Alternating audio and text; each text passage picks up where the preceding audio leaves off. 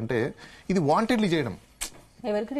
Political parties ఎక్కువ చేస్తాయి ఇలాంటివన్నీ. ఎందుకంటే ప్రతి పొలిటికల్ పార్టీలోనూ ఇష్యూ జరిగింది కదా, అందరికీ తెలిసింది. నేను అదే అంటున్నాను. ఇప్పుడు సహజంగా ప్రతి చోట కూడా ఇలాంటి మాబ్ జరిగిన చోట్ల జనరల్ గా జరుగుతుంటాయి.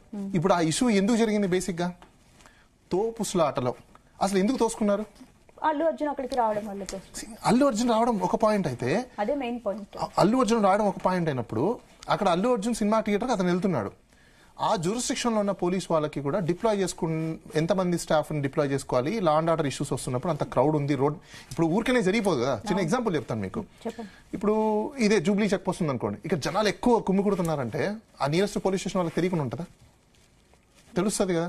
సో అప్పుడు వాళ్ళు డిప్లాయ్ చేసుకోవాలి కదా. అక్కడ లా అండ్ ఆర్డర్ ని కొంచెం కంట్రోల్ చేసుకోవడానికి ఛాన్స్ ఉంటుంది కదా. ఆ కంట్రోల్ చేసేది కూడా ఎలా చేసుకోవాలంటే దానికి ఒక పద్ధతి ఉంటుంది. ఎలా పడితే అలా బిహేవ్ చేసినప్పుడు, ఓవర్ యాక్ట్ అయినప్పుడు ఏమవుతుందంటే జనాలు కూడా భయంతో పారిపోవడము, వెనక్కి రావడము, కదలడము చేయడం, ఇలాంటివన్నీ జరిగినప్పుడు ఏమవుతుందంటే వెనక ముందు ఎవరున్నారు ఏంటని చూసుకునే చాలా తక్కువ ఉంటుంది. ఆ తోపుసులాటలో ఇలాంటి సహజంగా జరుగుతూ ఉంటాయి జనరల్గా. కానీ ఇక్కడ మనం ఇంకోటి గమనించాల్సింది ఏంటంటే ఇలాంటి మాబ్లు ఉన్న టైంలో వాస్తవంగా ప్రీమియర్ షోస్ కావచ్చు, లేకపోతే ఫ్యాన్స్ షోస్ కావచ్చు, లేకపోతే రిలీజ్ ఫస్ట్ షోస్ కావచ్చు, ఇలాంటివన్నీ ఎవరి కోసం ఫస్ట్ రిలీజ్ చేస్తారంటే ఫ్యాన్స్ కావచ్చు, ఎక్కువగా ఫ్యాంటసీ ఉన్న వాళ్ళు కావచ్చు, వాళ్ళు వెళ్ళడానికి ఉంటుంది.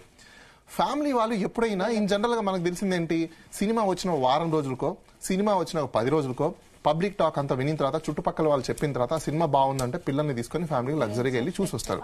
కానీ ఈ రోజులో ఏం జరుగుతుంది? ఫస్ట్ షో ఫస్ట్ డే వెళ్ళాలంటే ఫ్యామిలీతో, ఓకే వైఫ్ అండ్ హస్బెండ్ అనడం తప్పలేదు, ఒక ఏజ్కి వచ్చిన పిల్లలు వెళ్ళడం తప్పలేదు. చిన్న చిన్న పిల్లలు వేసుకుని వీళ్ళు వెళ్తున్నారంటే వీళ్ళ యొక్క సెన్స్ ఎక్కడ పనిచేస్తుందని మనం ఒకసారి చూపించాలి. అంటే ఇక్కడ మనం బాధితుల్ని విక్టిమ్స్ ని మనము క్రిటిసైజ్ చేయడం కాదు నేను అనేది. మిగతా జనాలు కూడా తెలుసుకోవాలి.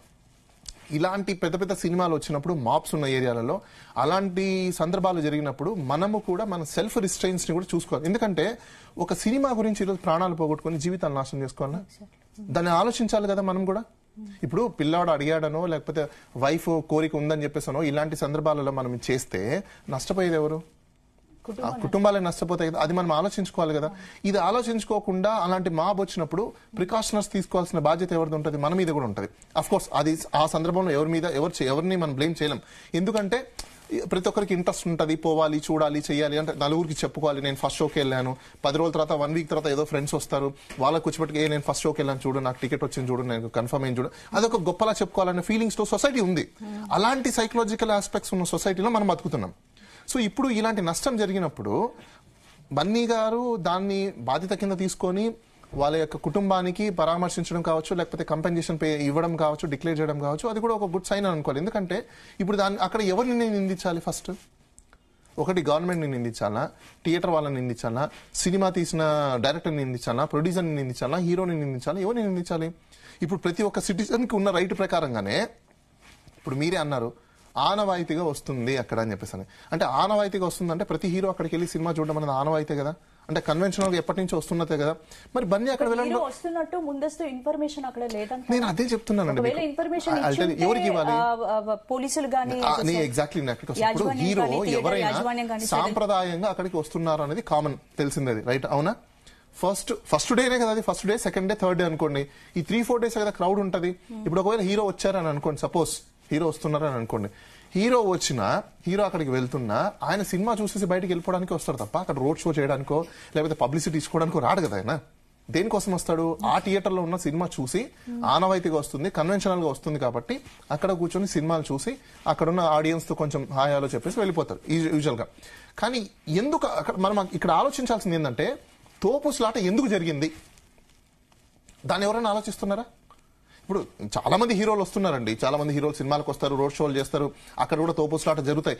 కానీ ఇంత పెద్ద ఎత్తున తోపుసులాటలు జరగడానికి రీజన్స్ ఏంటి? అవి వెతకాలి మనము. నెక్స్ట్ టైం ఇలాంటివి జరగకుండా చూసుకోవాలంటే ఫస్ట్ ఆఫ్ ఆల్ మనము ఇప్పుడు జరిగిన మిస్టేక్స్ ఏంటనేది గమనించాలి.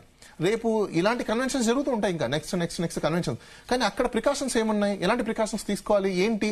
ఇప్పుడు ఓన్లీ ఒకరి మీద నింద వేయడం కాదు. ఓకే, వాళ్ళ కుటుంబాన్ని పరామర్శించడానికి బన్నీ గారు రెస్పాన్సిబిలిటీ తీసుకున్నారు, మా మీడియా ప్రకారంగానే ప్రకటించారు, చేశారు, ఇదంతా ఫైన్, వెరీ వెల్, బాగుంది.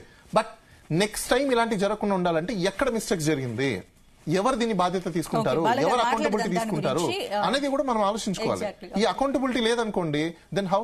మీకు ఇంకో చిన్న ఎగ్జాంపుల్ ఒకటి చెప్తాను చూడండి. చెప్పండి. మన హైదరాబాద్ లో కోవిడ్ టైంలో అనుకుంటాను ఒక hero Varun Tej hero bike లో వెళ్తూ ఉండి స్కిడ్ అయిపోయి రోడ్డు మీద పడిపోయారని చెప్పేసి అని ఆ కంపెనీ ఏదైతే Sai Dharam Tej, sorry not Varun Tej, Sai Dharam Tej sir, ఆయన బైక్ స్కిడ్ అయి పడిపోతే హాస్పిటల్లో జాయిన్ చేసి మున్సిపాలిటీ డిపార్ట్మెంట్ ఆ కన్స్ట్రక్షన్స్ కంపెనీకి ఫైన్ వేసింది. ఈ రోజు రోడ్డు మీద ఎన్నో చోట్ల మనం చూస్తున్నాం, మనం పడిపోతున్నాం. ఈ రోజు వరకు అకౌంటబిలిటీ తీసుకోవాలని ప్రభుత్వాలు మన దగ్గర ఉన్నాయి. సో ఇప్పుడు ప్రభుత్వాలు అకౌంటబిలిటీ తీసుకోవాలన్నా ఎవరు తీసుకోవాలి అనేది కూడా క్వశ్చన్ కదా ఇక్కడ మనకు. అంటే నెగ్లిజెన్సీ ఆఫ్ డ్యూటీస్ లో కూడా పబ్లిక్ ఇప్పుడు ఇంత మాబ్ జరుగుతోంది అన్నప్పుడు అక్కడ ఉన్న లా అండ్ ఆర్డర్ వాళ్ళు కూడా చూసుకోవాలి. ఇట్స్ దేర్ డ్యూటీ కదా. మనం లా అండ్ ఆర్డర్ పెట్టుకునేది దేనికి, ట్రాఫిక్ వాళ్ళని పెట్టుకునేది దేనికి, ట్రాఫిక్ ని కంట్రోల్ చేసి స్ట్రీమ్ లైన్ చేయడం కోసమే, అంతేకాని మనం రిస్ట్రైన్ చేసి రిస్ట్రిక్ట్ చేయడం కోసం కాదు. ఓకే రైట్, మళ్ళీ మాట్లాడతాను. బాలగారు, కేతిరెడ్డి గారు మీరు చెప్పండి, ఇప్పుడు సంధ్యా థియేటర్ ఘటన పుష్ప టీమ్ ను బాగా నర్వస్ చేసింది.